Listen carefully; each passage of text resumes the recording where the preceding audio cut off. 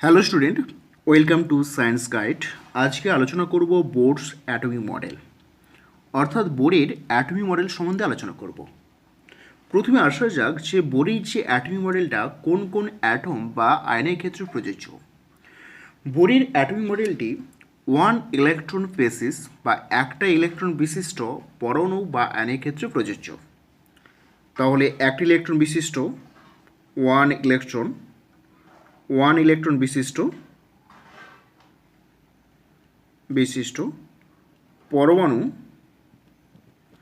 বা আয়নের ক্ষেত্রে এই মডেলটি প্রযোজ্য। যেমন ধরো হাইড্রোজেন অ্যাটমের ক্ষেত্রে একটা ইলেকট্রন থাকে, তাহলে এই মডেলটি প্রযোজ্য। অর্থাৎ হাইড্রোজেন পরমাণু গঠন সম্বন্ধে বোর কিন্তু এই মতবাদটি প্রকাশ করেন। সেই জন্য আমরা লিখব যে ওয়ান ইলেকট্রন বিশিষ্ট পরমাণু। হাইড্রোজেন পরমাণু গঠন সম্বন্ধে বোরের এই তথ্যটা, সে হাইড্রোজেন অ্যাটমে যেহেতু ওয়ান ইলেকট্রন থাকে, তাই আমরা লিখতে পারি যে ওয়ান ইলেকট্রন বিশিষ্ট পরমাণু বা আয়নের ক্ষেত্রে এই মডেলটি প্রযোজ্য। এবার আসা যাক যে হিলিয়ামের ক্ষেত্রে দুটো ইলেকট্রন থাকে। তো যখন হিলিয়াম একটা ইলেকট্রন বর্জন করবে, অর্থাৎ +1 হয়ে যাবে, আয়ন হয়ে যাবে, তখন হিলিয়ামের ক্ষেত্রে ওয়ান ইলেকট্রন থাকে। তাহলে এর ক্ষেত্রে বোরের অ্যাটমিক মডেল প্রযোজ্য, কারণ হাইড্রোজেনের মতো। দেন লিথিয়াম যদি আমরা 2+ করি, তাহলে দেখো ওয়ান ইলেকট্রন বেসিস হয়ে যায়, ঠিক হাইড্রোজেনের মতো। বেরিলিয়াম যদি ভাবি, তাহলে 3+ করলে তাহলে দেখো ওয়ান ইলেকট্রন হয়ে যায়। তো এই সমস্ত আয়নের ক্ষেত্রে বোরের অ্যাটমিক মডেলটি প্রযোজ্য, কারণ তা হাইড্রোজেন পরমাণু গঠন সম্বন্ধে বোর কিন্তু মতবাদ দিয়েছিলেন। তো যেহেতু হাইড্রোজেন পরমাণু সম্বন্ধে মতবাদ দিয়েছিলেন, তাহলে হাইড্রোজেনের মতো যে সমস্ত আয়ন রয়েছে তাদের ক্ষেত্রে কিন্তু আমরা এই বোরের মডেলটি প্রযোজ্য। অর্থাৎ হাইড্রোজেন ওয়ান ইলেকট্রন, সেই জন্য ওয়ান ইলেকট্রন বেসিস, অর্থাৎ ওয়ান ইলেকট্রন বিশিষ্ট পরমাণু বা আয়নের ক্ষেত্রে বোর মডেল প্রযোজ্য। তো হাইড্রোজেন পরমাণু গঠন সম্বন্ধে বোর যে মতবাদটা প্রকাশ করেন সেগুলো আমাদের জানতে হবে।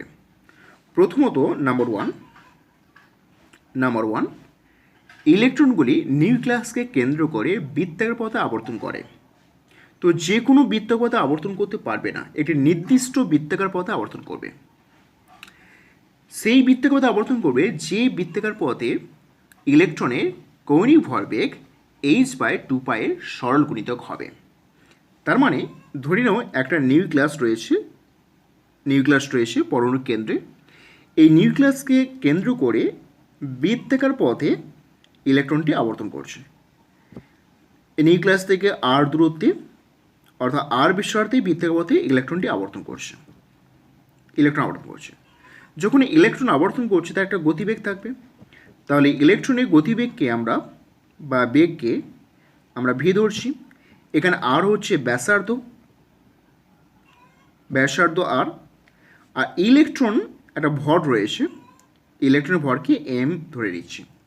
তো যখন এই ইলেকট্রনটা নিউক্লিয়াসকে কেন্দ্র করে বৃত্তাকার পথে আবর্তন করছে, তাহলে তার কৌণিক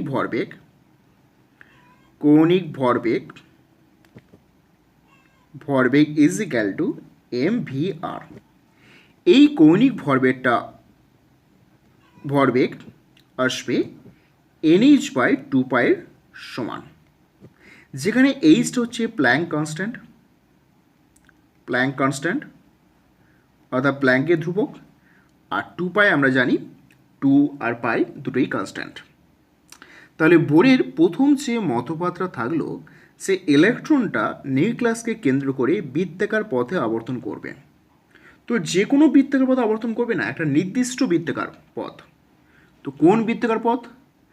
সেই বৃত্তাকার পথ যে বৃত্তাকার পথে কৌণিক ভরবেগটা nh/2π এর সমান হবে। তার মানে ধরো এই যে নিউক্লিয়াস রয়েছে, তাহলে অসংখ্য বৃত্তাকার পথ ধরি। ধরো এটা বৃত্তাকার পথ, এই বৃত্তাকার পথ, তাই ইলেকট্রনগুলো বৃত্তাকার পথে আবর্তন করছে, এরকম বৃত্তাকার পথ। তাহলে এটা প্রথম বৃত্তাকার পথ। তাহলে প্রথম বৃত্তাকার পথে কৌণিক ভরবেগ, এই ভরবেগ ইজ ইক্যাল টু nh/2π লিখেছিলাম। যেহেতু প্রথম বৃত্তাকার পথ, তাহলে n এর মানটা 1 বসিয়ে দাও, অর্থাৎ n এর মানটা একটা পূর্ণসংখ্যা থাকবে। তাহলে আসবে কৌণিক ভরবেগ ইজ ইক্যাল টু h/2π। অর্থাৎ ইলেকট্রনটি প্রথম যে বৃত্তাকার পথে আবর্তন করবে, যখন তার কৌণিক ভরবেগটা h/2π হবে। তার মানে এইচ এর মানটা তুমি বসিয়ে দাও আর 2π এর মানটা বসিয়ে দাও, একটা নির্দিষ্ট মান পাওয়া যাবে।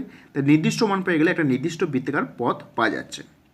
সেকেন্ড যে বৃত্তাকার পথ, এই বৃত্তাকার পথ, এখানে কৌণিক ভরবেগ আসবে, তাহলে n এর মানটা 2 বসিয়ে দাও, 2h/2π, অর্থাৎ h/π আসবে। তৃতীয় যে বৃত্তাকার পথটা আছে mvr সমান 3h/2π। তাহলে দেখো প্রতিটা বৃত্তাকার পথে একটা কৌণিক ভরবেগের মান নির্দিষ্ট। তাহলে বলতে পারি ইলেকট্রনগুলি একটা নির্দিষ্ট বৃত্তাকার পথে আবর্তন করছে। তো কোন বৃত্তাকার পথ? প্রথম বৃত্তাকার পথ হলে তাহলে h/2π হবে, দ্বিতীয় বৃত্তাকার পথ হলে 2h/2π, দ্যাট ইজ h/π, আর তৃতীয় বৃত্তাকার পথ হলে 3h/2π। এইভাবে চতুর্থ, পঞ্চম, এইভাবে প্রত্যেকটা বৃত্তাকার পথে কৌণিক ভরবেগ আমরা ক্যালকুলেট করতে পারি। তাহলে প্রথম যে মতবাদটা দিলেন সেটি হলো যে ইলেকট্রনগুলি একটা নির্দিষ্ট বৃত্তাকার পথে আবর্তন করছে। কোন বৃত্তাকার পথে আবর্তন? না, যে বৃত্তাকার পথে কৌণিক ভরবেগ h/2π এর সরল গুণিতক অথবা কৌণিক ভরবেগ nh/2π এর সমান, যেখানে n একটি পূর্ণ সংখ্যা, 1 2 3 4 কখনোই ভগ্নাংশ হবে না। দ্বিতীয় নাম্বার টু মতবাদ কি বললেন? ইলেকট্রনগুলো যখন নির্দিষ্ট বৃত্তাকার পথে আবর্তন করে তখন ইলেকট্রন কোনো শক্তি বর্জনও করে না আর শোষণও করে না। অর্থাৎ এই নির্বাচিত কক্ষপথগুলি ইলেকট্রনগুলি স্থির না থাকলেও এদের শক্তি কিন্তু স্থির থাকে। মানে একটা নিউক্লিয়াসকে কেন্দ্র করে যখন বৃত্তাকার পথে ইলেকট্রন আবর্তন করছে তখন ইলেকট্রনটা স্থির নয়, ইলেকট্রন তো আবর্তন করছে, ইলেকট্রনটা ঘুরছে নিউক্লিয়াসকে কেন্দ্র করে, কিন্তু এই অবস্থায় ইলেকট্রন শক্তি বর্জনও করবে না আর শোষণও করে না। এবং যেহেতু ইলেকট্রন গ্রহণ বা বর্জন বা শোষণ করছে না, তাহলে এই কক্ষপথে যে শক্তি থাকবে সেই শক্তিটা নির্দিষ্ট থাকে, অর্থাৎ শক্তি পরিমাণ ধ্রুবক থাকে, কোনোরূপ পরিবর্তন ঘটছে না। তাহলে শক্তি পরিমাণ ধ্রুবক থাকার জন্য এই যে কক্ষপথ বলা হয় স্থায়ী কক্ষপথ বলা হয় স্থায়ী কক্ষপথ। এবং এই স্থায়ী কক্ষপথ বা সুস্থির কক্ষপথ বা স্টেশনারি অরবিট বলা হয় কক্ষপথ। এইরকম অসংখ্য কক্ষপথ রয়েছে নিউক্লিয়াস থেকে যত দূরে যাওয়া যায়। তাহলে নিউক্লিয়াস এই রয়েছে, এ একটা কক্ষপথ, আবার একটা কক্ষপথ, এ একটা কক্ষপথ, এই কক্ষপথ। এইরকম প্রতিটা কক্ষপথের মাঝে কোনো কক্ষপথ নেই, কারণ ইলেকট্রনগুলো একটা নির্দিষ্ট বৃত্তাকার ঘুরছে। তাহলে এখানে এনার্জি রয়েছে। প্রথম কক্ষপথে এনার্জি ধরলাম E1, দ্বিতীয় E2 এবং E3। যত আমরা নিউক্লিয়াস থেকে দূরবর্তী কক্ষপথের দিকে যাব ততই কিন্তু এনার্জি বৃদ্ধি পায়। অর্থাৎ E1 তুলনায় E2 এনার্জি বেশি, E2 তুলনায় E3 এনার্জি বেশি, E4 এনার্জি বেশি। আর এই সমস্ত কক্ষপথে এনার্জি কিন্তু একটা ধ্রুবক রাশি। এবং শুধুই নয়, তাদের কক্ষপথের যে এনার্জি ডিফারেন্সটা যত দূরে যাওয়া যায় ততই বেশি হয়। তার মানে E2 মাইনাস E1 করলে তার থেকে এনার্জি বেশি হবে E3 মাইনাস E2, তার থেকে এনার্জি বেশি হবে E4 মাইনাস E3। এইভাবে অর্থাৎ যত দূরবর্তী কক্ষপথের দিকে যাব তাদের এনার্জি ডিফারেন্সটা কিন্তু বেশি হবে। এই যে কক্ষপথগুলিকে আমরা কে, এল, এম, এন এইভাবে চিহ্নিত করেছিলাম। অর্থাৎ এটা n=1 কক্ষপথ, n=2 কক্ষপথ, n=3 কক্ষপথ। অর্থাৎ n=1 যে কক্ষপথ বলবো সেটা আমরা কে বলতাম, n=2 কক্ষপথ সেটা আমরা এল বলতাম, n=3 কক্ষপথ সেটা এম বলতাম। এইভাবে আমরা ধীরে ধীরে ডিনোট করেছিলাম যে কক্ষপথগুলি দিয়ে। তাহলে দ্বিতীয় স্বীকার্য হলো বা মতবাদ হলো, যখন ইলেকট্রন নিউক্লিয়াসকে কেন্দ্র করে বৃত্তাকার পথে আবর্তন করছে কোনোরূপভাবে ইলেকট্রন শক্তি বর্জন করে না বা শোষণ করে না। তাহলে শক্তি যখন বর্জন বা শোষণ করছে না, তাহলে ওই কক্ষপথে একটা নির্দিষ্ট পরিমাণ শক্তি থাকছে, তাহলে এটা স্থায়ী কক্ষপথ, কারণ শক্তি বর্জন বা শোষণ করে না। তাহলে এই স্থায়ী কক্ষপথগুলো আমরা চিহ্নিত করেছি কে, এল, এম, এন এইভাবে। অর্থাৎ n=1 হলে কে, n=2 হলে এল, n=3 হলে এম এইভাবে। এবং যত নিউক্লিয়াস থেকে দূরবর্তী যাওয়া যাবে ততই কিন্তু তাদের কক্ষপথে এনার্জি ধীরে ধীরে বৃদ্ধি পায়। এবার আসা যাক 3 নম্বর। যখন কোনো ইলেকট্রন উচ্চতর শক্তি একটি নির্দিষ্ট কক্ষপথ থেকে নিম্নতর শক্তি একটা নির্দিষ্ট কক্ষপথে নেমে আসে, তখন তরঙ্গের আকারে শক্তি বিকিরণ করে। অন্যদিকে ইলেকট্রন যখন নির্দিষ্ট শক্তি শোষণের মাধ্যমে নিম্নতর শক্তি স্তর থেকে উচ্চতর শক্তি স্তরে স্থানান্তরিত হয়, তখন শক্তি গ্রহণ করেই কিন্তু স্থানান্তরিত হবে। অর্থাৎ একটা নিউক্লিয়াস রয়েছে, এই নিউক্লিয়াস তার বিভিন্ন কক্ষপথ রয়েছে। ধরো ফার্স্ট কক্ষপথ, second, third, fourth, fifth and sixth রয়েছে। ধরো ইলেকট্রনটা এখানে রয়েছে, প্রথম কক্ষপথ n=1 কক্ষপথে রয়েছে, n=2, n=3, n=4, n=5, n=6। যখন ইলেকট্রনটা শক্তি শোষণ করবে, অর্থাৎ বাইরে দিকে শক্তি শোষণ করলো, তাহলে একটা এনার্জি সোর্স রয়েছে, এটা এনার্জি সোর্স, এখান থেকে ইলেকট্রন শোষণ করলো, শোষণ করলে এই ইলেকট্রনের শক্তি বাড়বে। তো শক্তি যদি বাড়ে তখন কি করবে, ইলেকট্রনটা নিম্ন স্তর থেকে উচ্চ স্তরে পৌঁছে যাবে। ধরো এই শক্তি গ্রহণ করে ইলেকট্রনটা এখানে পৌঁছে গেল, তাহলে n1 থেকে পৌঁছে গেল n5-এ। আবার এটাও হতে পারে, ধরো ইলেকট্রনটা দ্বিতীয় কক্ষপথে রয়েছে, শক্তি গ্রহণ করে ধরো পৌঁছে গেল এখানটায় n2 থেকে n4। ইলেকট্রনটা এমনভাবে শক্তি গ্রহণ করবে যাতে করে একটা কক্ষপথ থেকে অন্য কক্ষপথে যেতে পারে, কিন্তু মাঝখানে কোনোভাবে ইলেকট্রন থাকবে না। তাহলে এই দুই কক্ষপথের মধ্যে এনার্জি ডিফারেন্স কত হবে? ধরে নাও এটা E1 এনার্জি ছিল আর এখানে পৌঁছে গেছে ধরো E2, তাহলে এদের মধ্যে ডিফারেন্স কত হলো? E2 - E1 সমান কত? ডেল্টা E লিখছি। তাহলে এই যে এনার্জি, সেটা তরঙ্গের আকারে শক্তি দেখো গ্রহণ করছে, গ্রহণ করে উত্তেজিত হচ্ছে। তাহলে তরঙ্গের আকারে যখন শক্তি গ্রহণ করছে, তাহলে আমরা প্ল্যাঙ্কের থিওরি অনুসারে জানি তরঙ্গের শক্তি যখন গ্রহণ করে h², অর্থাৎ আমরা লিখতে পারি hc/λ, যেখানে h হচ্ছে প্ল্যাঙ্কের কনস্ট্যান্ট, c হচ্ছে আলোর গতিবেগ আর ল্যামডা হচ্ছে ওয়েভ লেন্থ। আবার এটাও হতে পারে, যখন উচ্চতর শক্তি স্তরে ইলেকট্রনটি রয়েছে, শক্তি বর্জন করে নিম্ন স্তরে আসতে চাইছে, তাহলে ধরো এখানে ইলেকট্রনটা রয়েছে, শক্তি বর্জন করে, অর্থাৎ তরঙ্গ আকারে শক্তি বর্জন করছে, বর্জন করে ধরো এখানে পৌঁছালো। তাহলে এখানে শক্তি যে বর্জন করছে এই তরঙ্গ আকারে, তাহলে সেই শক্তিটা কত হবে? h², right? তাহলে এই দুটি এনার্জি লেভেলের মধ্যে ডিফারেন্স কত হবে? তো এর নাম ডেল্টা E সমান h² আসবে, তাহলে hc/λ। অর্থাৎ আমরা এখানে বলতে পারি যে দুটি লেভেলের মধ্যে এনার্জি ডিফারেন্সটা আসবে h²। নিউটা হচ্ছে তরঙ্গের কম্পাঙ্ক আর h হলো প্ল্যাঙ্কের কনস্ট্যান্ট। তাহলে থার্ড যে পস্তুলেট বা থার্ড যে স্বীকার্য, সেটি হলো যখন ইলেকট্রনটা শক্তি গ্রহণ করবে, বাইরে কোনো সোর্স থেকে শক্তি গ্রহণ করা হয়েছে, শক্তি গ্রহণ করে ইলেকট্রনটা নিম্ন স্তর থেকে উচ্চ স্তরে পৌঁছাবে। তো এই দুটি স্তরের যে ডিফারেন্স, সেই ডিফারেন্সটা শক্তি গ্রহণ করেছে, গ্রহণ করে নিম্ন স্তর থেকে উচ্চতর পৌঁছেছে। আবার ধরো শক্তি বিকিরণ করছে, তরঙ্গ আকারে বিকিরণ করবে, তাহলে উচ্চ স্তর থেকে নিম্ন স্তরে ফিরে আসবে। তো কতটা শক্তি বর্জন করবে? h²। তাই এইভাবে আমরা যখন ইলেকট্রনটা একটি কক্ষপথ থেকে অন্য কক্ষপথে স্থানান্তর ঘটবে, তখন আমরা কিন্তু কতটা এনার্জি প্রয়োগ করতে হবে বা কতটা এনার্জি সে রিলিজ করেছে সেটা সহজে বের করতে পারবো। তার মানে এটা দাঁড়ালো যে ধরো একটা নিউক্লিয়াস রয়েছে, ইলেকট্রনটা এই প্রথম কক্ষপথে আছে, এইটা রয়েছে, তাহলে যে প্রথম কক্ষপথে রয়েছে সেটা হচ্ছে গ্রাউন্ড স্টেট বলা হয়, গ্রাউন্ড স্টেট। এইগুলো হচ্ছে ফার্স্ট এক্সাইটেড স্টেট বলা হয়, প্রথম এক্সাইটেড উত্তেজিত স্তর এক্সাইটেড স্টেট। এইটা হচ্ছে সেকেন্ড এক্সাইটেড স্টেট। তাহলে ধরো আমি ধরলাম যে ইলেকট্রনটাকে গ্রাউন্ড স্টেট থেকে সেকেন্ড এক্সাইটেড স্টেটে পাঠাবো, তাহলে ইলেকট্রনটাকে এখানে পাঠাতে হবে, তাহলে আমাকে কতটা এনার্জি দিতে হবে? এতটা এনার্জি দিতে হবে, রাইট?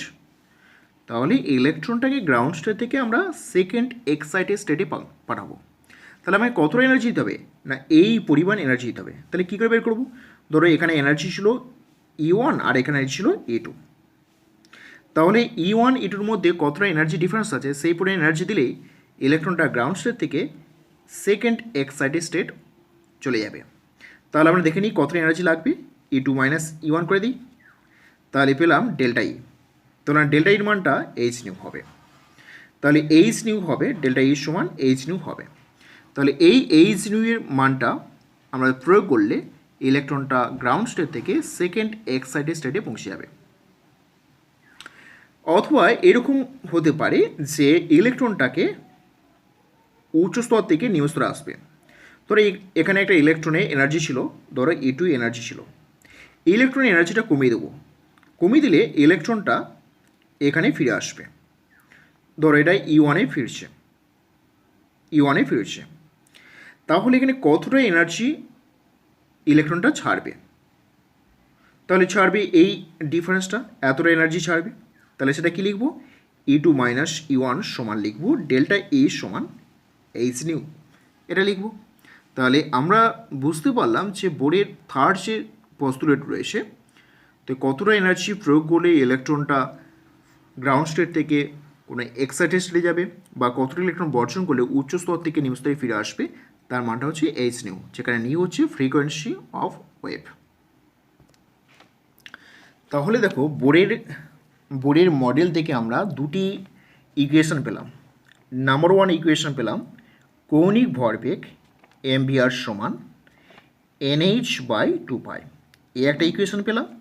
আর নাম্বার 2 ইকুয়েশন পেলাম দুটি কক্ষপথের মধ্যে এনার্জি ডিফারেন্স ডেল্টা ই হলে সেটা এইচ নিউটনের সমান, কারণ প্ল্যাঙ্কের থিওরি অনুসারে।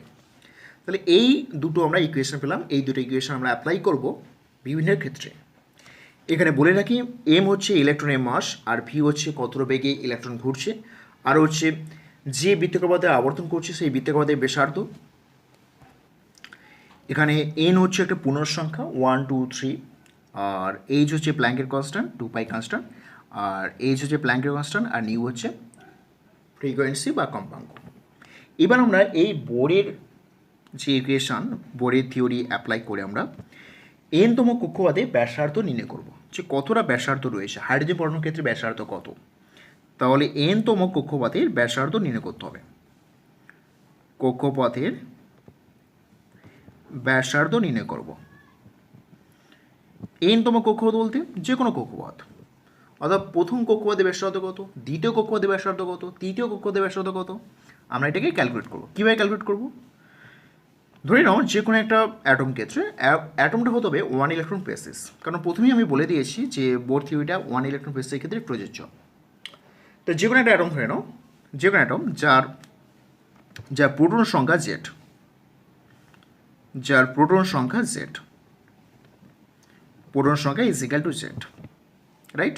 যদি আমরা হাইড্রোজেন বলি তাহলে প্রোটন সংখ্যা 1 হয়ে যাবে, জেডের মানটা 1 হয়ে যাবে। তাহলে পরমাণুর কেন্দ্রে কী থাকে? প্রোটন থাকে, পজিটিভ চার্জ বিশিষ্ট। তাহলে পজিটিভ চার্জ বিশিষ্ট প্রোটন থাকে। তো প্রোটনের চার্জ আর ইলেকট্রনের চার্জের মান সমান, কিন্তু বিপরীত চিহ্নযুক্ত। ইলেকট্রনের চার্জটা সমান হয়, প্রোটনের চার্জ ইলেকট্রনের চার্জ সমান, কিন্তু বিপরীত চিহ্নযুক্ত হয়। তাহলে কেন্দ্রে বা নিউক্লিয়াসে মোট চার্জ কত?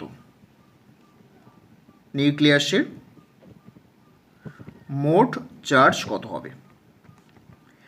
প্রোটন সংখ্যা জেড আর ইলেকট্রনের চার্জ, আমরা প্রোটনের চার্জ সমান, ইলেকট্রনের চার্জকে আমরা ই ধরে নিচ্ছি।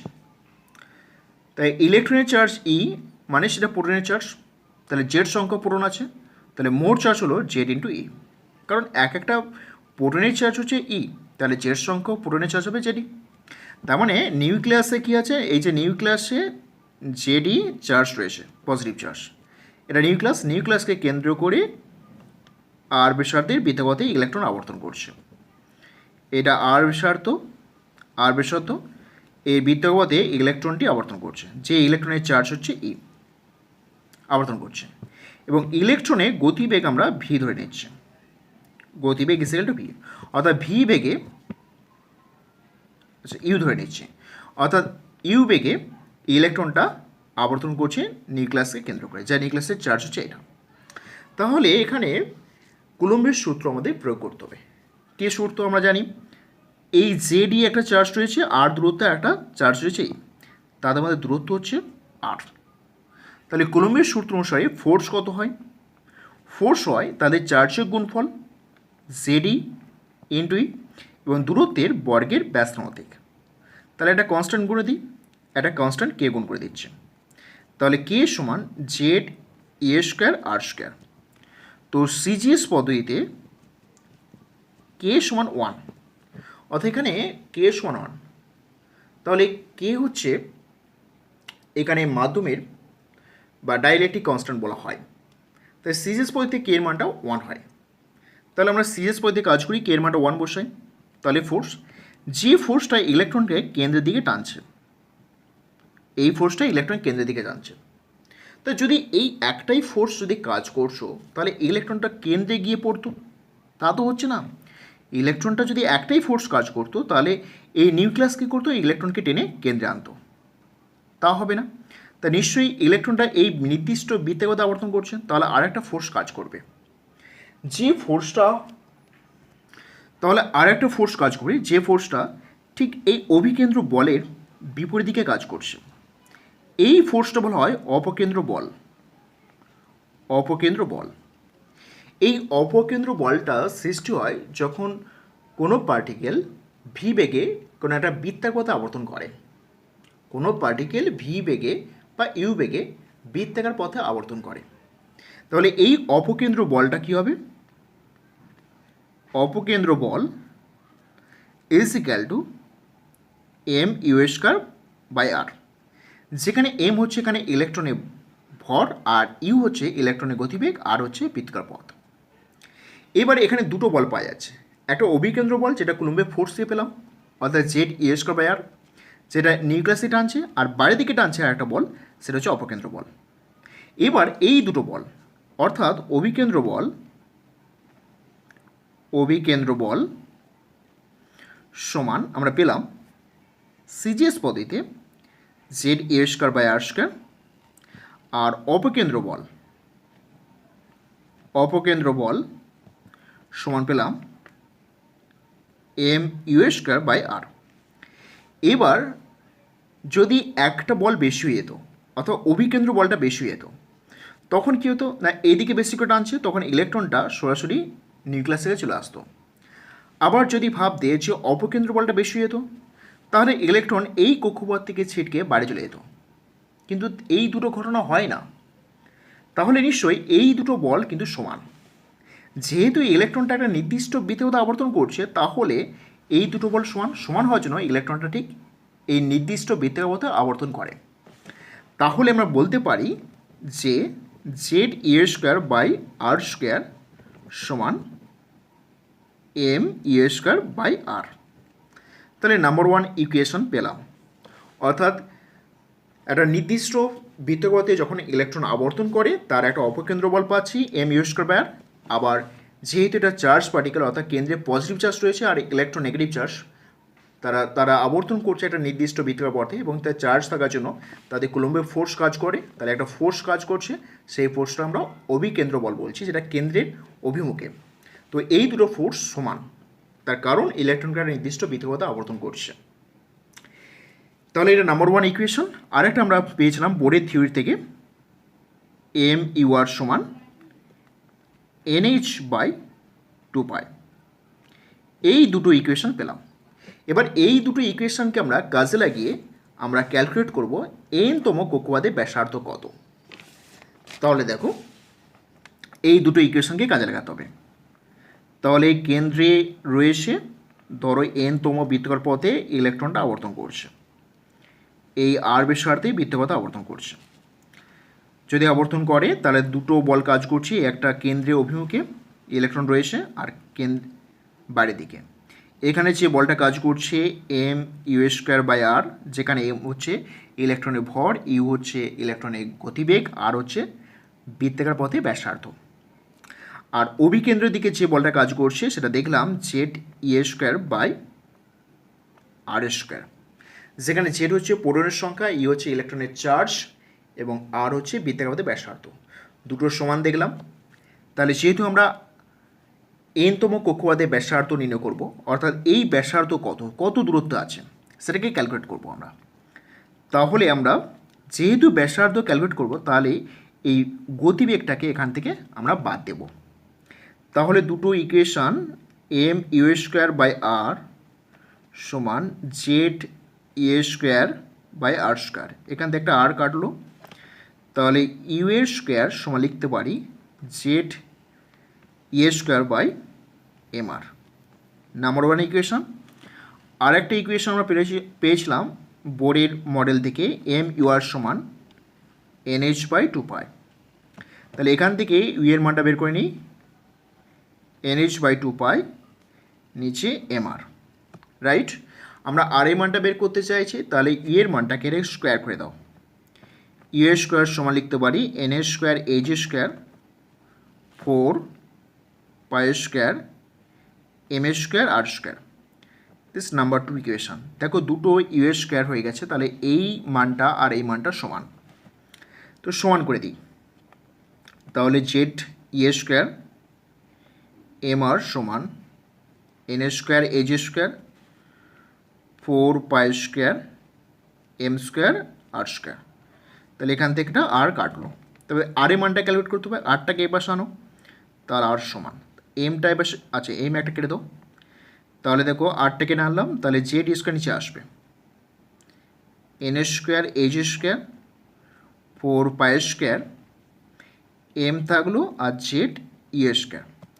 তাহলে দেখো আর এর মানটা আমরা ক্যালকুলেট করতে পারলাম, অর্থাৎ আর এন তম কক্ষপথে ব্যাসার্ধ হবে NH² H² 4π² M জেড ইউ²। যেখানে এন হচ্ছে কোন কক্ষপথ তুমি বলবে। প্রথম কক্ষপথ যদি হয় তাহলে এন এর মানটা 1 বসাবো, দ্বিতীয় কক্ষপথ হলে এন এর মানটা 2 বসাবো। এখানে এইচ হলো প্ল্যাঙ্কের কনস্ট্যান্ট আর 4π² কনস্ট্যান্ট, এম হচ্ছে মাস অফ ইলেকট্রন যেটাও কনস্ট্যান্ট, জেড হচ্ছে প্রোটন সংখ্যা সেটা অ্যাটম এবং আয়নের ক্ষেত্রে ডিফার করবে, ই হচ্ছে ইলেকট্রনের চার্জ সেটা হচ্ছে কনস্ট্যান্ট। তাহলে এখানে কতগুলো কনস্ট্যান্ট আছে দেখো, এইচ কনস্ট্যান্ট, 4π² কনস্ট্যান্ট, এম হচ্ছে মাস অফ ইলেকট্রন কনস্ট্যান্ট আর ইটা কনস্ট্যান্ট। তাহলে এটা কনস্ট্যান্ট রাশি, তাহলে আরটা আর প্রপোর্শনাল টু N²/Z, N²/Z এর ওপর নির্ভরশীল। তাহলে হাইড্রোজেন অ্যাটমের ক্ষেত্রে ফর হাইড্রোজেন অ্যাটমের ক্ষেত্রে আমরা দেখব হাইড্রোজেনের ক্ষেত্রে যেহেতু 1 ইলেকট্রন থাকে, তাহলে হাইড্রোজেন অ্যাটমের এই কেন্দ্রে নিউক্লিয়াস রয়েছে এবং একটা প্রথম কক্ষপথে আবর্তন করছে। তাহলে এই দূরত্ব কত, অর্থাৎ নিউক্লিয়াস থেকে ইলেকট্রনের দূরত্ব কত। তাহলে আমি ইকুয়েশন বসিয়ে দিই। তা হাইড্রোজেনের ক্ষেত্রে আর এইচ লিখি, তাহলে প্রথম কক্ষপথ তাহলে 1² আমরা এটা সিজিএস পদ্ধতিতে কাজ করব। সিজিএস পদ্ধতিতে আমরা দেখব 6.626 10⁻⁻27 এর স্কোয়ার, নিচে দেখো 4 পায়ের হচ্ছে 3.14 এর স্কোয়ার লিখলাম। মাস অফ ইলেকট্রন হচ্ছে 9.1 10⁻⁻28 এত গ্রাম থাকে মাস অফ ইলেকট্রন। জেড এর মানটা দেখো হাইড্রোজেনের ক্ষেত্রে প্রোটন একটাই থাকে, তাহলে 1 বসালাম। আর ইলেকট্রনের চার্জ হচ্ছে 4.8 ইন্টু 10⁻10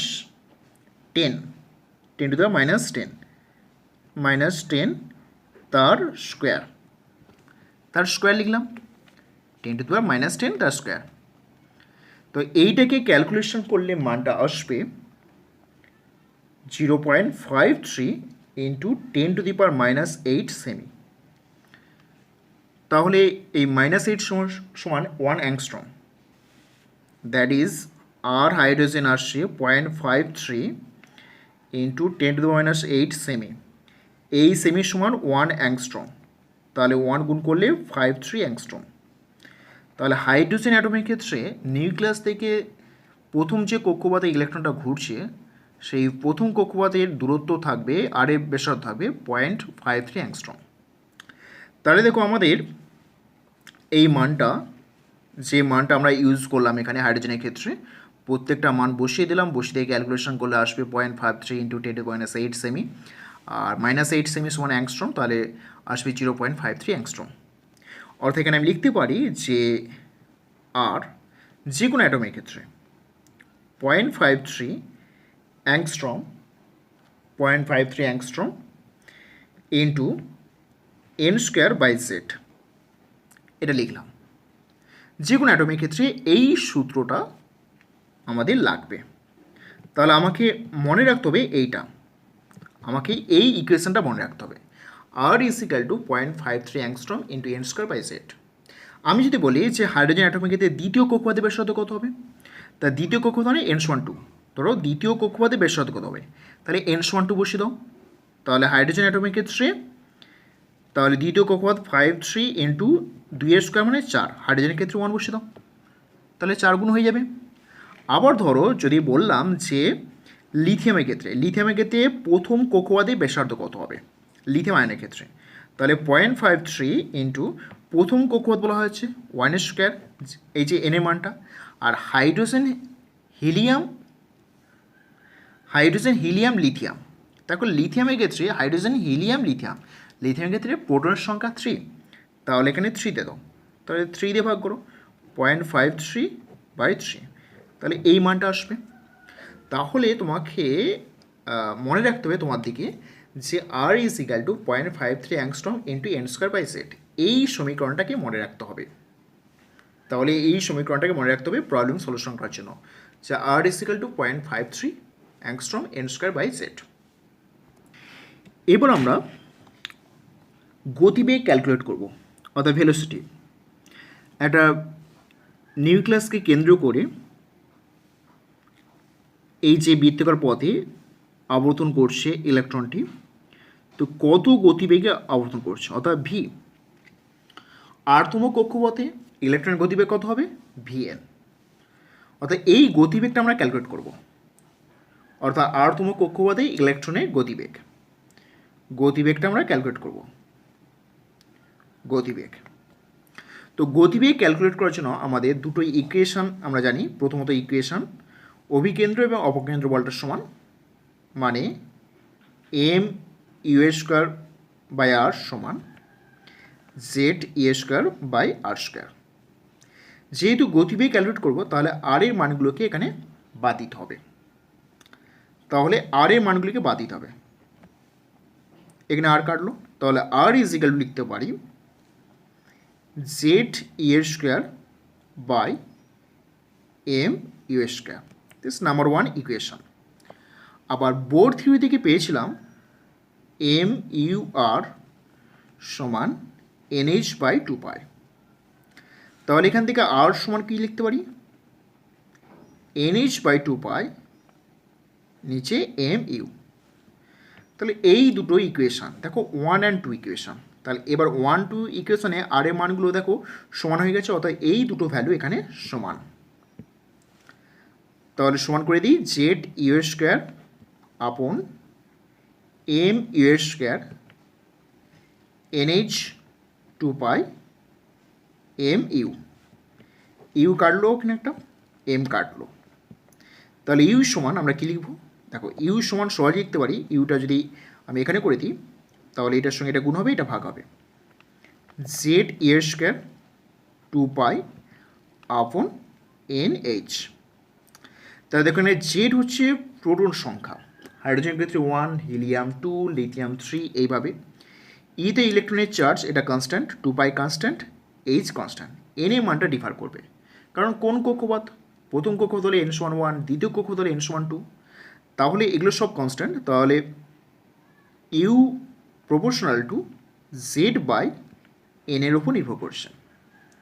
তাহলে হাইড্রোজেন অ্যাটমের ক্ষেত্রে হাইড্রোজেনের ক্ষেত্রে দেখে নিই যে প্রথম কক্ষপথে ইলেকট্রনটা গতিবেগ কত। তাহলে ইউ হাইড্রোজেন অ্যাটমের ক্ষেত্রে জেডের মানটা আমরা 1 লিখলাম, কারণ হাইড্রোজেনের ক্ষেত্রে প্রোটন একটা আছে। ই এর মানটা চার্জ হচ্ছে 4.8 10⁻⁻10 ইলেকট্রোস্ট্যাটিক ইউনিট, তার স্কোয়ার রয়েছে। আর 2π, 2 × π এর মান হচ্ছে 3.14 আপন এন হচ্ছে প্রথম কক্ষপথ, আর এইচ এর মানটা আমরা জানি 6.626 10⁻⁻27 আর্ক। এইটা যদি আমরা ক্যালকুলেশন করি, তাহলে প্রথম কক্ষপথের হাইড্রোজেন অ্যাটমের ক্ষেত্রে ইলেকট্রনের বেগ আসবে, এটাকে ক্যালকুলেশন করলে আসবে 2.18 10⁸ সেমি/সেকেন্ড, এইটা আসবে। অথবা হাইড্রোজেন অ্যাটমটি প্রথম যে কক্ষপথে আবর্তন করছে, সেই প্রথম কক্ষপথে আবর্তন করলে এই সেমি/সেকেন্ডে আবর্তনশীল হয়। মানে এই যে নিউক্লিয়াস রয়েছে, নিউক্লিয়াসকে কেন্দ্র করে যে প্রথম কক্ষপথ, এখানে ইলেকট্রন যে রয়েছে সেই ইলেকট্রনটা গতিবেগ হচ্ছে 2.18 10⁸ সেমি পার সেকেন্ড। এইরকম গতিবেগে আবর্তনশীল। তাহলে দেখো এখানে ইউটা নির্ভর করছে জেড বাই এনের উপর, তাহলে আমাকে এই মানটা কনস্ট্যান্ট। তাহলে দেখো ইউ এর মানটা আমরা লিখতে পারি, এটা মনে রাখতে হবে 2.18 10⁸ into Z by N, Z by N. তো এই সমীকরণটাকে মনে রাখতে হবে, এই সমীকরণটা, অর্থাৎ ইউ ইজ ইকাল টু 2.18 10⁸ সেমি per second Z by N. যদি বলা হয় যে একটা হাইড্রোজেন অ্যাটমের ক্ষেত্রে তোর নিউক্লিয়াস আছে এই প্রথম কক্ষপথ, দ্বিতীয় কক্ষপথ, তৃতীয় কক্ষপথ, অর্থাৎ হাইড্রোজেন অ্যাটমের যে ইলেকট্রনটা আছে যদি ইলেকট্রনটা তৃতীয় কক্ষপথে আবর্তনশীল হয় তাহলে হাইড্রোজেনের ক্ষেত্রে তৃতীয় কক্ষপথ 3 কক্ষপথের তার গতিবেগ কত হবে? তাহলে এখানে বসে দিই এই সূত্রে 2.18 10⁸ জেড বাই এন। তাহলে 2.18 10⁸ জেড হচ্ছে প্রোটন একটা আছে আর এন এম হচ্ছে তৃতীয় কক্ষপথ, তাহলে 3 দিয়ে ভাগ করে দাও, তাহলে উত্তর চলে আসবে যে হাইড্রোজেন অ্যাটমটি যদি তৃতীয় কক্ষপথে থাকতো ইলেকট্রনটা তার গতিবেগ হতো এটা। তো দ্বিতীয় কক্ষপথ হলে 2 দিয়ে ভাগ করতাম, চতুর্থ কক্ষপথ হলে 4 দিয়ে ভাগ করে দিতাম। তাহলে আমাদের ভেলোসিটি যে কোনো অ্যাটমের ক্ষেত্রে ভেলোসিটি আমরা এটাকে মনে রাখবো, অর্থাৎ 2.18 10⁸ সেমি per second Z by N. এই সমীকরণটাকে মনে রাখতে হবে। এবার নাম্বার 3 ক্যালকুলেশন করব আমরা ব্যাসার্ধ এবং গতিবেগ ক্যালকুলেট করলাম। এবার যেটি ক্যালকুলেশন করব সেটা হচ্ছে ইলেকট্রনের শক্তি, অর্থাৎ রাশিমালা, শক্তির রাশিমালা ক্যালকুলেট করতে হবে। শক্তি কত, এনার্জি কত, এনার্জিটা ক্যালকুলেট করতে হবে। তাহলে ভাবো যে একটা নিউক্লিয়াস রয়েছে, নিউক্লিয়াসে কেন্দ্র করে আর ব্যাসার্ধে ইলেকট্রন আবর্তন করছে, এটা হচ্ছে আর রেডিয়াস, এই ইলেকট্রন আবর্তন করছে আর ইলেকট্রনের গতিবেগ রয়েছে ইউ। তাহলে যেহেতু ইলেকট্রনের গতিবেগ রয়েছে তাহলে তার গতিশক্তি রয়েছে, দ্যাট ইজ কাইনেটিক এনার্জি। তাহলে ইলেকট্রনের শক্তি পাওয়া যাবে গতিশক্তি, গতিশক্তি রয়েছে কারণ কি না ইলেকট্রনের গতিবেগ থাকার জন্য, প্লাস আরেকটা শক্তি পাবো যেখানে হচ্ছে এই পজিটিভ চার্জ অর্থাৎ নিউক্লিয়াস আর ইলেকট্রন নেগেটিভ চার্জ এদের মধ্যে অ্যাট্রাকশন রয়েছে অর্থাৎ কুলম্বিক অ্যাট্রাকশন, আর এই অ্যাট্রাকশনের জন্য আমরা একটা স্থিতিশক্তি পাবো। তাহলে দুটো শক্তি পাওয়া যাচ্ছে, একটা গতিশক্তি আর একটা স্থিতিশক্তি। তো গতিশক্তির রাশি আমরা কি জানি, হাফ এম, এম বলতে ইলেকট্রনের ভর, আর ইউ স্কোয়ার, ইলেকট্রন ইউ বেগে গতিশীল। তাহলে স্থিতিশক্তি কত হবে, স্থিতিশক্তি প্লাস স্থিতিশক্তি নেগেটিভ হয়, negative Z U square by R, যেখানে জেড হচ্ছে পূরণ সংখ্যা, ই হচ্ছে ইলেকট্রনের চার্জ, আর হচ্ছে ব্যাসার্ধ। তাহলে এই দুটোকে যোগ করতে হবে, যোগ করলে টোটাল এনার্জি পেয়ে যাব ই টোটাল। তো আমরা ইউ এর মানটা বসিয়ে দেবো আর এখানে আর এর মানটা বসাবো। তাহলে হাফ এম, ইউ এর মানটা আমরা ক্যালকুলেট করেছিলাম, দেখো এখানে ইউ এর মানটা পেয়েছিলাম Z E square 2π by NH. তাহলে Z E square 2π by NH, তাহলে এখানে বসিয়ে দিই ইউ এর মানটা হচ্ছে জেড।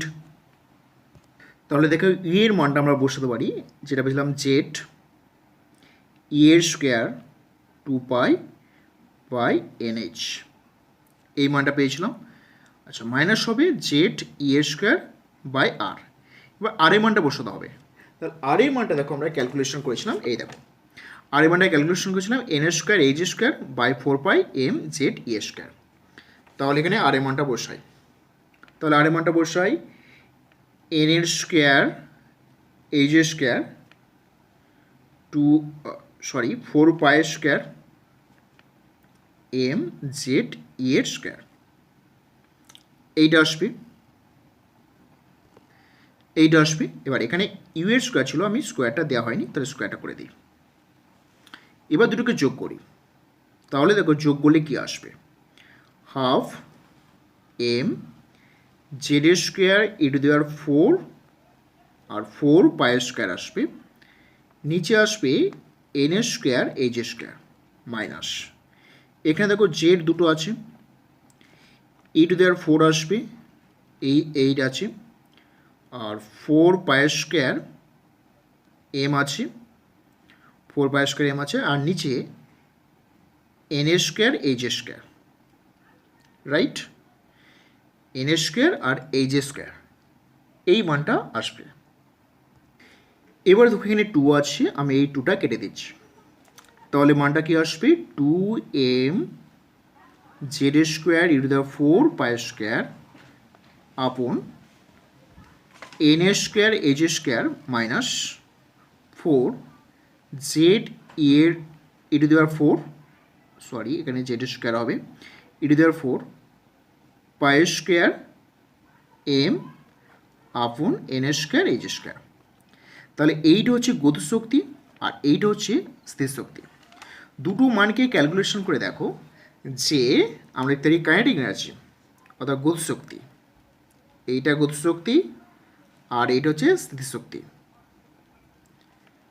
দুটো এনার্জিকে একটু ভালো করে অবজার্ভ করলে বোঝা যায় যে এর গতিশক্তি অর্থাৎ 2 × গতিশক্তি, দেখো গতিশক্তিকে 2 দিয়ে গুণ করলে = স্থিতিশক্তি পাওয়া যাচ্ছে। দেখো এটাকে 2 দিয়ে গুণ করলে 4 গুণ হয়ে যাবে, তার মানে এই স্থিতিশক্তি যা হবে 2 × গতিশক্তি আসবে।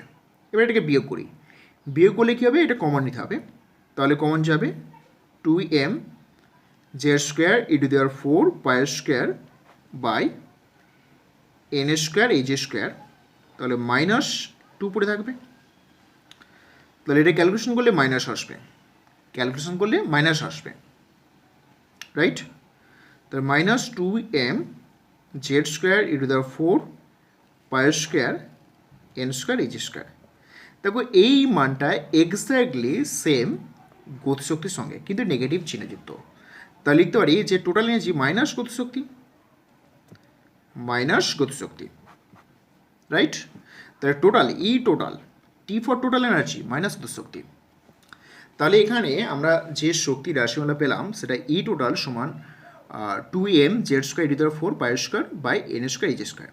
এখান থেকে কয়েকটি তথ্য পেলাম যে 2 × গতিশক্তি সমান স্থিতিশক্তি। দেখো এই মানটার সঙ্গে এটা সমান করতে হলে একে 2 দিয়ে গুণ করতে হবে, এটাকে 2 দিয়ে গুণ করতে হবে, তাই 2 × গতিশক্তি সমান স্থিতিশক্তি, এটা মনে রাখতে হবে যে গতিশক্তির দ্বিগুণই হবে স্থিতিশক্তির সঙ্গে সমান।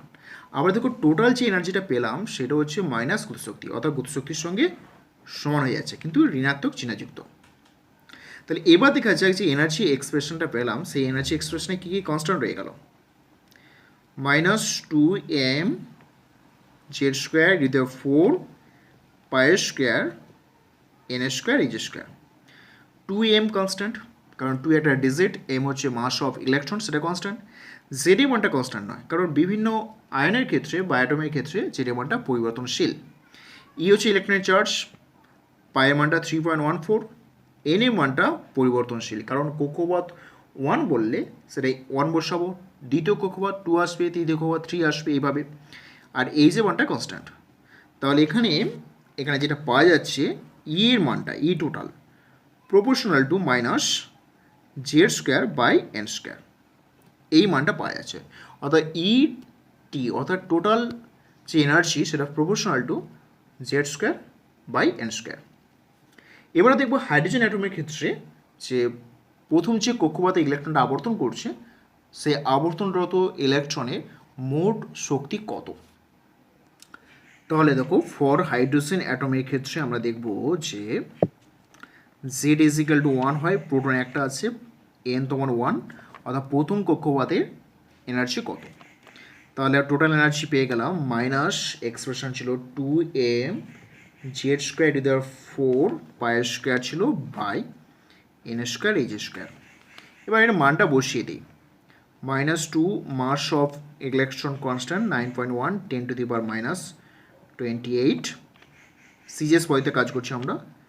আর জেড এর মানটা হচ্ছে 1, একটা প্রোটন আছে, ই হচ্ছে 4.8 10⁻10, ইলেকট্রোস্ট্যাটিক ইউনিট তার পাওয়ার 4, আর পায়ের স্কোয়ার 3.14 তার স্কোয়ার আপন প্রথম কক্ষপথ, তাহলে 1² আর এইচ যে মানটা 6.626 10⁻27 এত আর্ক তার স্কোয়ার। যদি এটাকে আমরা ক্যালকুলেশন করি তাহলে মানটা কত আসবে,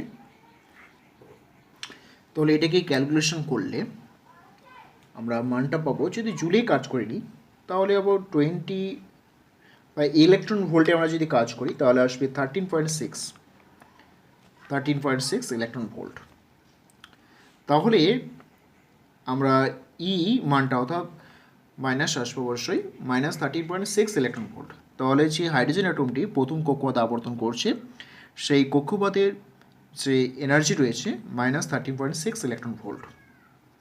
এবার তাহলে আমরা দেখব যে এনার্জিটা আমরা দেখব যে কনস্ট্যান্ট ছিল, তাহলে আমাদের মনে রাখতে -13.6 ইলেকট্রন ভোল্ট ইন্টু আমরা দেখব Z²/n²। এটা ইলেকট্রন ভোল্টে আমরা যদি এটা জুলে কাজ করি, তাহলে কত আসবে জুল পার অ্যাটমে। তো জুল পার অ্যাটমে যদি আমরা কাজ করি তাহলে আসবে -21.779 ইন্টু 10⁻19 Z²/n² এত জুল পার অ্যাটমে। এগুলো কিন্তু এটা ইলেকট্রন ভোল্ট পার অ্যাটম। অর্থাৎ এই দুটো ইকুয়েশন মনে রাখতে হবে। ইলেকট্রনের যে energy -13.6 electron volt into Z²/n², electron volt per অ্যাটমে এগুলো আছে। যদি অ্যাভোগাড্রো সংখ্যা পার মোলে বলতো তাহলে অ্যাভোগাড্রো সংখ্যা গুণ করে দিতাম। এত জুল পার অ্যাটম, প্রতিটা অ্যাটমের জন্য এত, তাহলে পার মোলে হলে অ্যাভোগাড্রো সংখ্যা গুণ করে দিতাম। তাহলে আমাদের দেখো প্রবলেম সলিউশন করার জন্য তিনটে ইকুয়েশনকে মনে রাখতে হবে। একটা হচ্ছে রেডিয়াস 0.53 n²/z অ্যাংস্ট্রম ইউনিটে, আর ভেলোসিটি 2.18 10⁸ z/n সেমি পার সেকেন্ড ইউনিটে, আর এনার্জি দুটো expression -13.6 Z²/n² electron volt per atom, আর -2.17 10⁻18 Z²/n² জুল পার অ্যাটম। এই তিনটে ইকুয়েশন মনে রেখে আমরা ক্যালকুলেশনগুলো করব। অর্থাৎ এই তিনটে ইকুয়েশন মুখস্থ রাখতে হবে প্রবলেম করার সময়। প্রবলেম নম্বর 1, প্রথম বোরকক্ষের শক্তি -13.58 ইলেকট্রন ভোল্ট হলে তৃতীয় বোরকক্ষের শক্তি কত? তাহলে আমরা ইকুয়েশন যেটা জানি, শক্তির যে ইকুয়েশনটা আমরা জানি সেটা দেখো আমি লিখতে পারি E সমান আমরা লিখেছিলাম -13.6 ইলেকট্রন ভোল্ট লিখেছিলাম Z²/n²। এটা তো, তাহলে এটা একটা কনস্ট্যান্ট রাশি, আমরা কে দিয়ে লিখি, তাহলে এটা কে Z²/n² এটা লিখতে পারি। তাহলে আমাদের তৃতীয় বোরকক্ষের শক্তি কত? বোরকক্ষ বলতে হাইড্রোজেন অ্যাটমের কথা বলা হচ্ছে। তাহলে আমরা কি লিখব, দেখো বোরকক্ষ বলতে হাইড্রোজেনের ক্ষেত্রে Z=1 আর n = 1 হতে পারে। যখন E1 সমান তাহলে আসবে মানটা বসালে কে আসবে, তো E3 কত আসবে, কে ইন্টু আসবে 1² কারণ হাইড্রোজেনের ক্ষেত্রে প্রোটন সংখ্যা সবসময় 1, আর 3 মানে 9, 3² 9। তাহলে এর নাম্বার 1 ইকুয়েশন, নাম্বার 2 ইকুয়েশন। তো আমরা E3/E1 করছি, করলে কি পাবো, তাহলে k/9 পাবো, আর নিচে আসবে কে। এটা কাটলে আমরা E3 পাবো E1/9। দেখো E1 এর মানটা বলে দিয়ে আছে -13.58/9, তা 9 দিয়ে ভাগ করে দাও। 9 দিয়ে ভাগ করলে আসবে -1.509 ইলেকট্রন ভোল্ট। তাহলে উত্তর আসবে -1.509 ইলেকট্রন ভোল্ট। তাহলে দেখো আমরা শুধুমাত্র এই সমীকরণটা মনে রাখবো, মনে রাখলেই সমস্ত অঙ্কগুলো হয়ে যাবে। যখন মানটা বলে থাকবে তখন এই মানটা ইউজ করতে হবে না, এখানে কে বসিয়ে দেবে, কে বসিয়ে এটা বসাবে। তো এখানে E3 মানে কি, n = 3 তৃতীয় কক্ষপথ, তাহলে 3 বসিয়ে দিয়েছি, 3/9 হয়ে গেছে। তাহলে এইভাবে ক্যালকুলেশন করছি। তারপর দেখো প্রবলেম নাম্বার 2, হাইড্রোজেন পরমাণু প্রথম কক্ষের শক্তিমাত্রা -2.17 10⁻18 জুল পার অ্যাটম হলে পঞ্চম কক্ষের শক্তিমাত্রা কত? তাহলে দেখো প্রথম যে কক্ষের শক্তিমাত্রা বলে দিয়েছে, তাহলে এনার্জি এক্সপ্রেশন জুলে দিয়ে আছে। তাহলে E সমান আমরা জানি -2.17 10⁻18 জুল পার অ্যাটম হয়, তার সঙ্গে ছিল Z²/n², এই একটা সমীকরণ। আমরা এই সমীকরণটাকে জানি, এই সমীকরণটা যে -18 হয় N square by Z, Z square by N square এটা। তাহলে এখন যেহেতু মান বলে দিয়েছে তাহলে এটা কনস্ট্যান্ট করে নাও। তাহলে constant Z square by N square. যেহেতু হাইড্রোজেন বলেছে, হাইড্রোজেনের ক্ষেত্রে আমরা কি লিখবো, জেড ইজ ইকাল টু 1, কারণ প্রোটন 1 থাকে। তাহলে E1 ইজ ইকাল টু বসতে পারি কে কনস্ট্যান্ট 1 স্কোয়ার আর প্রথম কক্ষপথ 1 স্কোয়ার, তার মানে কে পাওয়া যাচ্ছে। এখানে বলেছে পঞ্চম কক্ষের শক্তি কত, তাহলে E5 হলে জেডের মানটা 1ই থাকবে, 5 স্কোয়ার তার মানে 25, কে বাই 25, রাইট। তাহলে এখানে কে সমান কত, দেখো কে সমান হচ্ছে E1 বাই 25, এই যে K is equal two E1। তাহলে E1 এর মান কত দিয়ে আছে, দেখো প্রশ্নপত্রে দিয়ে আছে -2.17, -2.17 10 টু দি পাওয়ার -18 আপন 25। এর কাছে আমরা 25 দিয়ে ভাগ করি তাহলে -8.68 into 10 to the power -20, minus কত আসবে, 20 আসবে, 20 আসবে। তাহলে এইটা হবে এখানে রাইট আনসার। তারপর দেখো প্রবলেম 3, হাইড্রোজেন পরমাণুর প্রথম কক্ষের ব্যাসার্ধ 0.53 অ্যাংস্ট্রম হলে পঞ্চম কক্ষের ব্যাসার্ধ কত। দেখো হাইড্রোজেন পরমাণুর ক্ষেত্রে আমরা রেডিয়াস সমান যেটা মুখস্থ রাখতে বলেছিলাম 53 into N square by Z, Z এত আমরা অ্যাংস্ট্রম ইউনিটে আমরা মুখস্থ রাখতে বলেছিলাম, এইটা হয়। তাহলে যেহেতু মানটা বলে দিয়েছে এটা কনস্ট্যান্ট করে নাও। তাহলে প্রথম দেখো প্রথম কক্ষপথ বলেছে, প্রথম কক্ষপথ, তাহলে R1 লিখছি।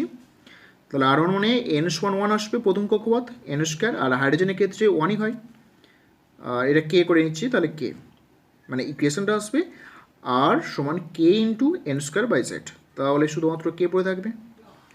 এখানে বলেছে পঞ্চম কক্ষপথ, তাহলে R5 করো, R5 করলে কী হয়, K N square by Z, তাহলে পঞ্চম কক্ষপথ কে থাকলো মানে 5 স্কোয়ার হলো Z1, কারণ কি হাইড্রোজেন অ্যাটম বলেছে, তাহলে 25 কে, আর কে এর মানটা দেখো R1, তাহলে 25 R1 লিখতে পারি।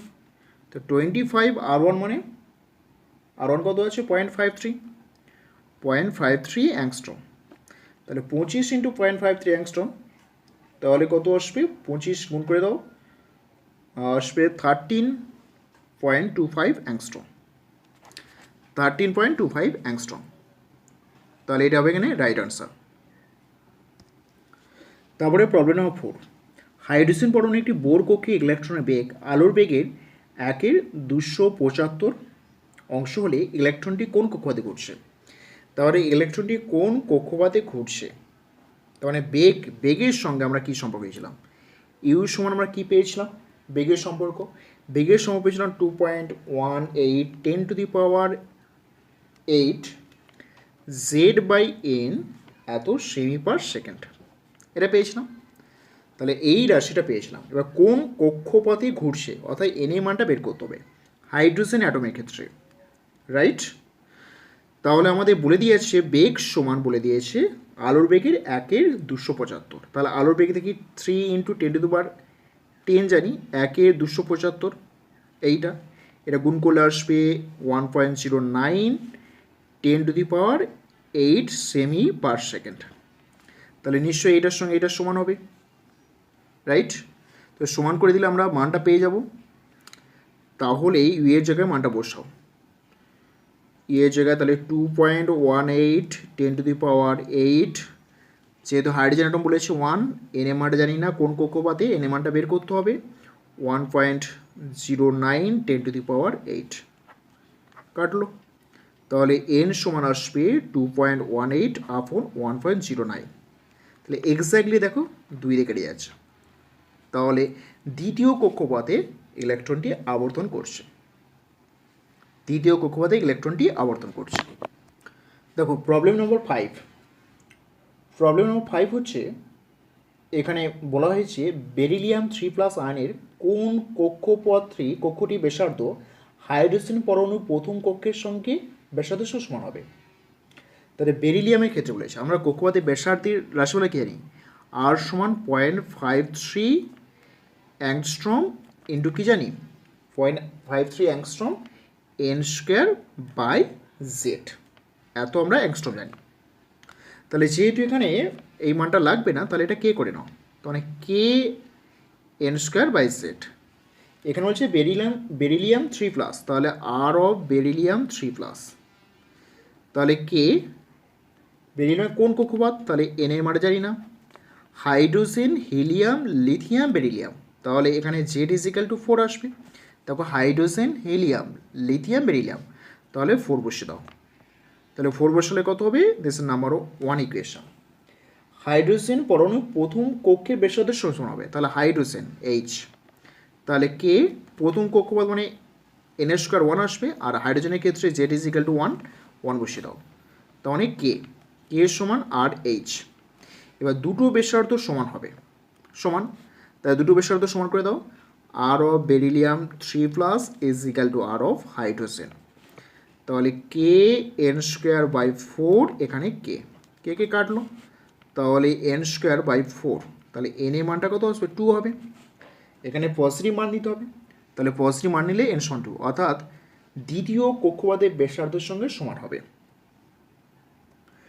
তারপরে প্রশ্ন আছে হিলিয়াম প্লাস আয়নের প্রথম কক্ষের শক্তি নির্ণয় করো, ওই কক্ষের ব্যাসার্ধ নির্ণয় করো। দুটো প্রশ্ন, প্রথম কক্ষের শক্তি, তাহলে এখানে সরাসরি আমরা লিখতে পারি এনার্জি ইজ ইকাল টু আমরা জানি -13.6 ইলেকট্রন ভোল্ট, শক্তি যেহেতু বলেছে তাহলে Z square by N square, এত ইলেকট্রন ভোল্ট ইউনিট আসবে, ইলেকট্রন ভোল্টে আমরা কাজ করব।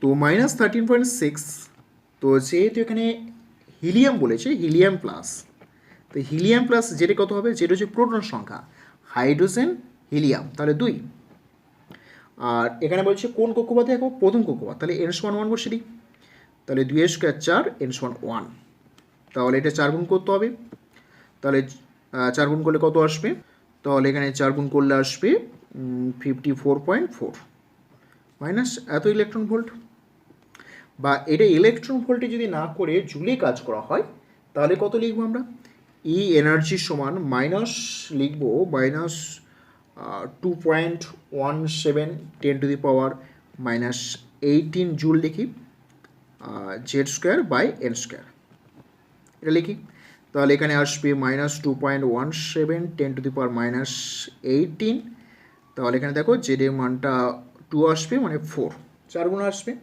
তো 4 গুণ আসলে -8.72 10⁻⁻18 এত জুল। তাহলে যে কোনো একটা এককে কাজ করতে পারো, ইলেকট্রন ভোল্ট অথবা জুল এককে কাজ করতে পারো। তাহলে প্রথম কক্ষের শক্তি আমরা পেয়ে গেলাম এইটা। নেক্সট হচ্ছে বের করতে হবে প্রথম কক্ষের ব্যাসার্ধ কত, তাহলে রেডিয়াস আমরা ক্যালকুলেট করেছিলাম, রেডিয়াস সমান 0.53 অ্যাংস্ট্রম ইউনিটে, 0.53 অ্যাংস্ট্রম ইউনিটে এন স্কোয়ার বাই জেড। তাহলে হিলিয়াম প্লাস আয়নের ক্ষেত্রে কত হবে, প্লাস আয়নের ক্ষেত্রে আমরা জানি Z is equal to 2 hydrogen helium, আর প্রথম কক্ষ বলেছে এন সমান 1, তাহলে বসিয়ে দাও 0.53 ইন্টু এন এর মানটা স্কোয়ার, জেড হচ্ছে 2, তাহলে মান আসবে 0.2645 অ্যাংস্ট্রম। তাহলে এই ধরনের প্রবলেমগুলিকে সলিউশন করার জন্য আমাদের 3টি ইকুয়েশন মনে রাখতে হবে। আবার বলছি 3টি ইকুয়েশন, যে রেডিয়াস সমান 0.53 into N square by Z, এটা অ্যাংস্ট্রম ইউনিটে, ভেলোসিটি সমান অর্থাৎ ইউ সমান মনে রাখতে হবে 2.18 10⁻⁸ জেড বাই এন, এইটা সেমি পার সেকেন্ড ইউনিটে, আর energy expression -13.6 electron volt, Z square by N square, এটা ইলেকট্রন ভোল্টে -2.17 10⁻⁻18 Z square by N square joule per atom, এগুলো হচ্ছে জুল বা ইলেকট্রন ভোল্ট পার অ্যাটম। এই 3টে ইকুয়েশন মনে রাখতে হবে, এই 3টে ইকুয়েশন মনে রাখলে আমরা এই ধরনের প্রবলেমগুলিকে সহজে ক্যালকুলেশন করতে পারি। Thank you for watching this video.